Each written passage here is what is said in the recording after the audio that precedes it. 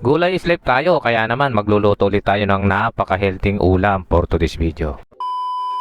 Ang pangunang sangkap po pala natin na gagamitin dyan, isang pirasong kamote na maliit, tapos sibuyas, luya at saka kamatis. Isang tasang tubig lang po pala nilagay ko dyan para hindi masyadong marami yung sabaw. Pakukulan lang po natin ito hanggat sa lumambot yung kamote. Nagdagdag na rin po pala ako dyan ng kaunting bagoong sauce. Kapag mga ganitong lutong gulay, hindi po nawawala yung isda, prinito o kaya inihaw. Prinitong galunggong po pala yan na kalahati mga idol, tira po namin yan kagabi. Kalahating kilo po na labong mga idol, bali pinakuluan ko na po pala yan para hindi po mapait. Tinimplahan ko na rin po pala dyan ng kaunting tomorigato ajinomoto at kaunting asin. At kapag malambot na po yung kamote, kukuha lamang po tayo ng 3 hiwa para durugin, para magsisilbing yun po yung magiging pampalasa niya. At yung kaunting sitaw. At kapag malambot na po yung sitaw, ilalagay na po natin yung saluyot at saka yung bulaklak ng kalabasa. At yung pang finale po natin na dried hipon na maliliit. Kung tawagin po dito sa amin ay chorus. Isa rin po itong nagpapalasa sa gulay mga idol. Pakukulan lang po natin to ng ilang segundo. O di ba? Meron na naman tayong ulam na napakasustansya. Kain na na!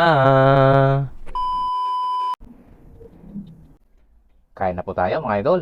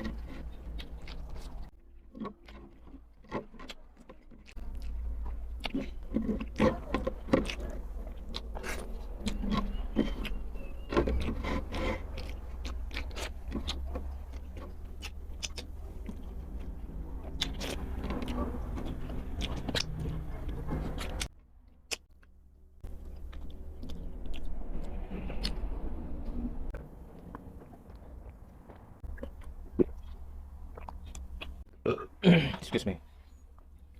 See you po ulit sa next vlog ko mga idol. God bless you all.